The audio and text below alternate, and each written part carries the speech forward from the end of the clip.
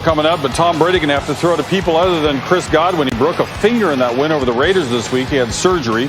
He missed week 2 with a concussion, weeks 4 and 5 with a ham injury. That's after catching passes for better than 1,300 yards last season.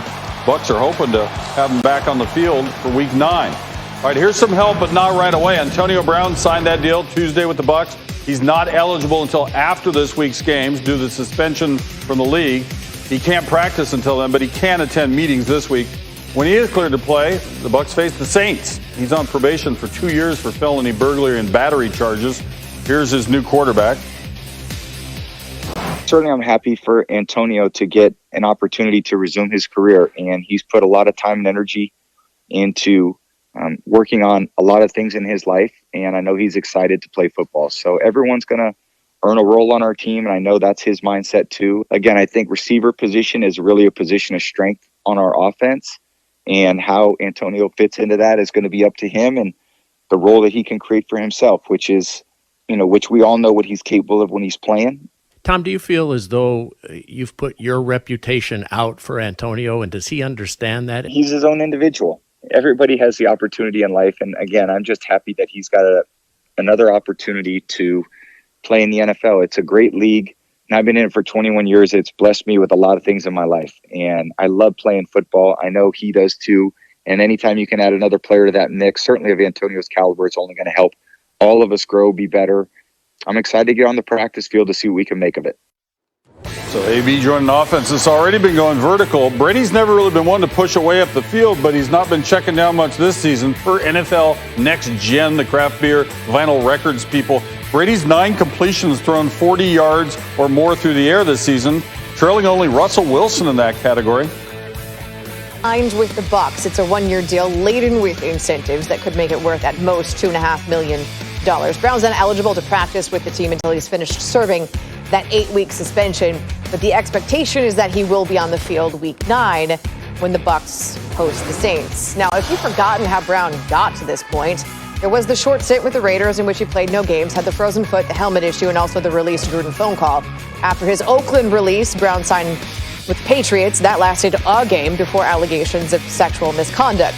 The Patriots released him. Then in January, Brown was arrested on charges of burglary and criminal mischief. He was then given an 8-game suspension for violating the league's personal conduct policy. To the football side of this story, here's Brown's old and also new quarterback.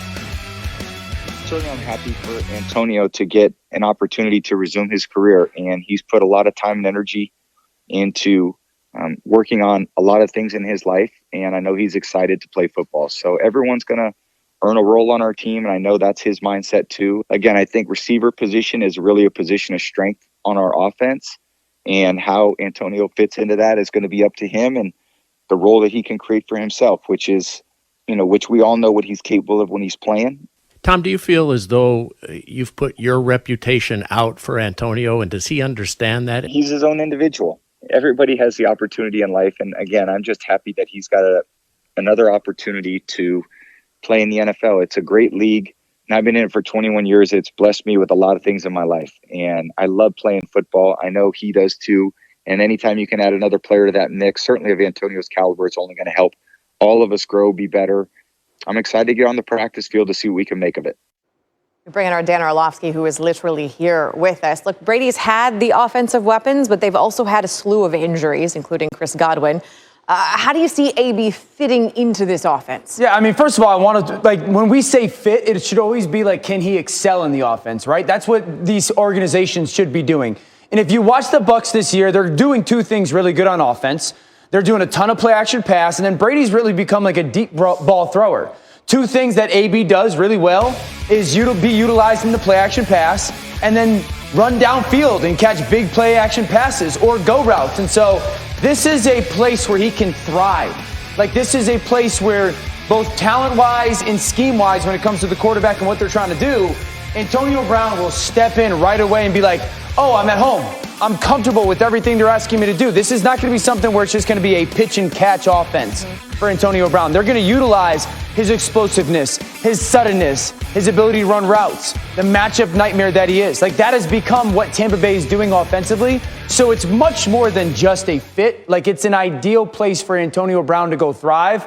And if he's able to kind of just step in and be part of that locker room, he'll be productive right away. What's your confidence level in that actually happening? It usually would be very high, but the fact he couldn't do it last year with the same quarterback in a much more structured organization gives me a little pause on that. Speaking of offense, by the way, is there an offense in Chicago? Yeah, trade deadline's in a week. I know you've mentioned it's certainly an unusual year with player movement, but how do you view approaching the trade deadline, and have you noticed any more movement in the last few days or whatever?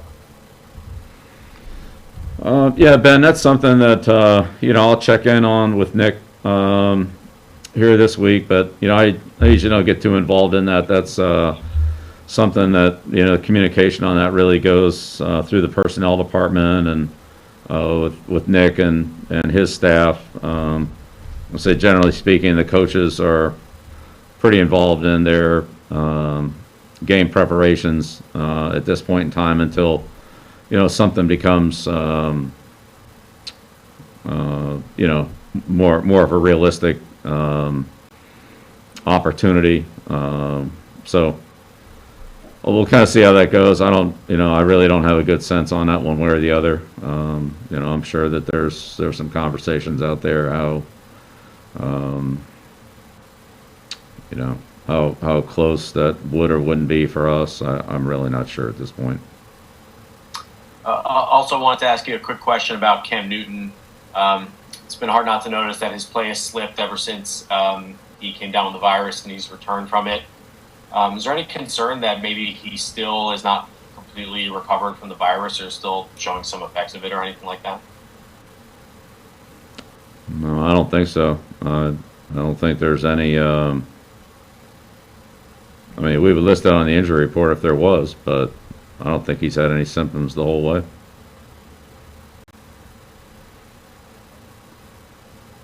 Next question, Mike Giardi, followed by Henry McKinnon. Good morning, Bill.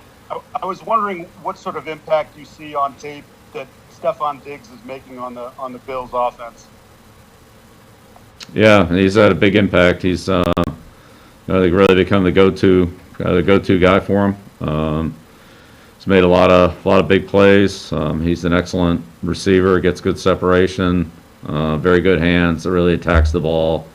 Catches in a crowd. Takes the ball away from defenders. He's done that multiple times.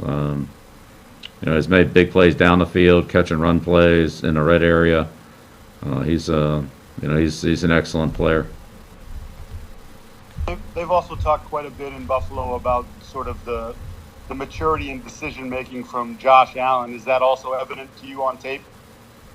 It is. Yeah, I think that Josh does a good job of going to some of his secondary outlet receivers based on the coverage where that takes him, and if it's open, he'll throw it for sure, and if it isn't, then he's, I would say, not as quick to pull the ball down and run. He finds secondary receivers and outlets and checkdowns and that kind of thing. Now, he's still a dangerous runner. I'm not saying that, and he can run and he does run, but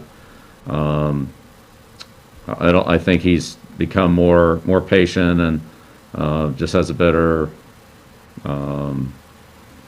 does a better job of dealing with outlet receivers in the coverage or secondary receivers in the pattern than he did. And, as he's gained experience, I think that's to be expected of any good quarterback like that. So he can certainly make all the throws. He's got a great arm and he can run. He's athletic. He's hard to tackle. But I'd say his overall execution in the passing game has improved over each of the last 3 years. Next question, Henry McKinnon, followed by Doug Kine.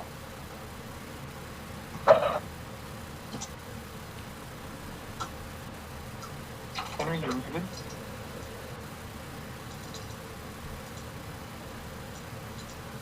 All right, we'll skip Henry and we'll go to Doug Kine. We'll come back to Henry McKinnon. There was a report out there that Brandon Copeland had suffered a season-ending injury, and he sort of seemed to confirm that via Twitter. What would the team lose if Copeland was out for the year, and are you happy with the depth that you have otherwise at linebacker?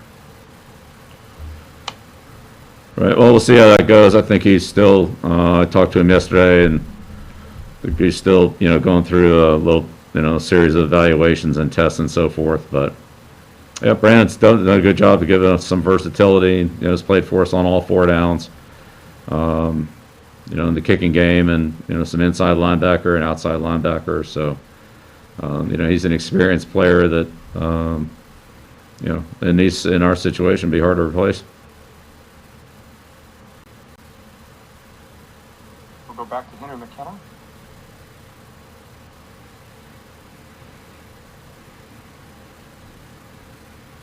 Still no contact with Henry.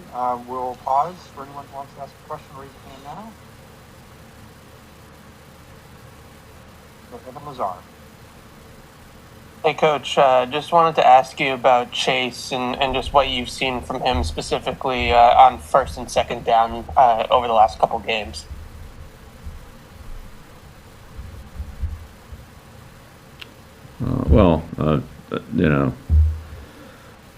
Look, it's just really all about team defense, and I think speaking for all of us, we've had some good moments, and we've had some not so good ones, and what we need is more consistency, and that comes from everybody across the board. So Chase is plays hard. He's a great pursuit player. He's strong at the point of attack. He can defeat blockers and can rush the passer. But just collectively, we all have to be more consistent in our execution and of the defense and our fundamentals in the defense, and we've just given up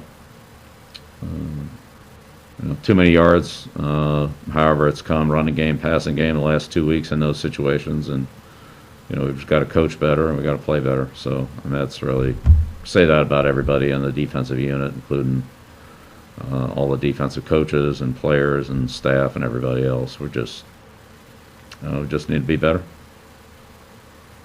Is there anything specifically that you can point to with Chase, though, that has led to his snaps kind of decreasing here over the last couple of weeks? No, I think he's been the same player. Some of it's situational and game plan, and the way things worked out in the last 2 games, but not good. He's a good player for us, and he'll continue to play. Thanks, Coach. Next question, Matt Latour. Bill, recognizing that this is not something that would be your long-term decision to make, do you think it'd be better for the NFL to maybe keep the shorter IR period? Do you think that's been a positive for the league and positive for roster management to be able to kind of to use that to be able to bring back multiple guys and to be able to do it for a shorter period of time? Yeah, I don't know. Again, that'll be a decision at another level. I'd say given the lag time and being able to bring a player in and put them on your roster from what it's been in the past, that the opportunity to move players in your system on or off the roster has, been has complemented the decision to, or the rules that prevent you from adding anybody outside your roster very quickly. So I think those two go hand in hand, and they've it's